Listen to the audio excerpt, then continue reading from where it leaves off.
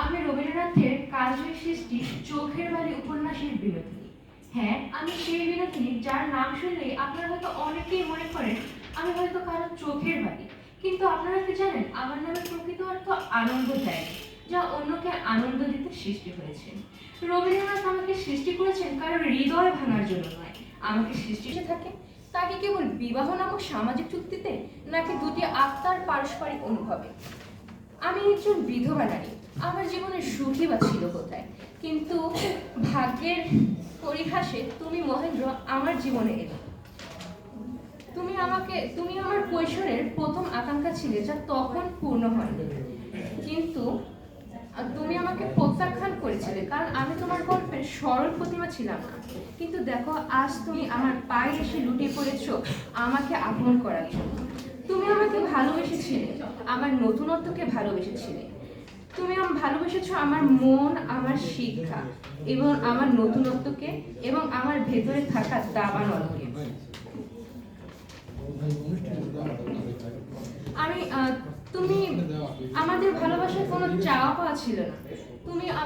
তুমি আমাকে বলেছিলে বিনোদিনী তুমি আমার কবিতা, কারণ তুমি বিবাহিত হলেও তোমার মনের চিন্তার সঙ্গী তুমি পাওনি।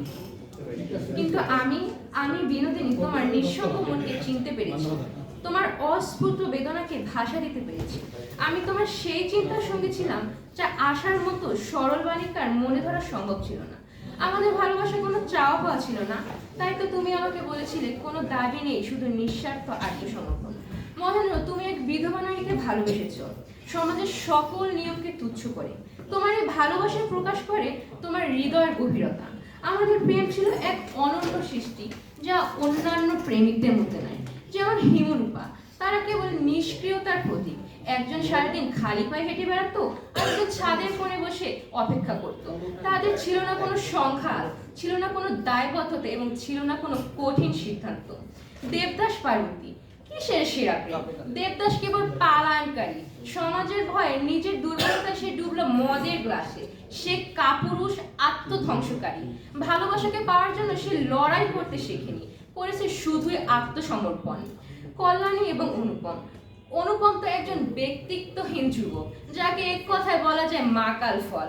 মামার সিদ্ধান্তের বাইরে সে একটি কথাও বলতে পারেনি, এমনকি ট্রেনের বগিতেও তার প্রিয়তমাকে সে চিনতে পারেনি। রোমিও জুলিয়েট, তাদের প্রেম তো কেবল আবেগপ্রবণ বাল্যতা, তাদের ছিল কেবলই তারুণ্যের উন্মাদনা, যা পরিণতির ভার সইতে না পেরে শেষে আত্মহত্যায় পরিণত হয়। এদের প্রেম তো আমাদের কাছে কিছুই নয়। আমাদের প্রেমের মাহাত্ম্য এরা কিভাবে বুঝবে? আমরা সেই জুটি যারা দেখিয়েছি নিষ্ঠুর বাস্তবতা সত্ত্বেও ভালোবাসা কোনো বাধা মানে না।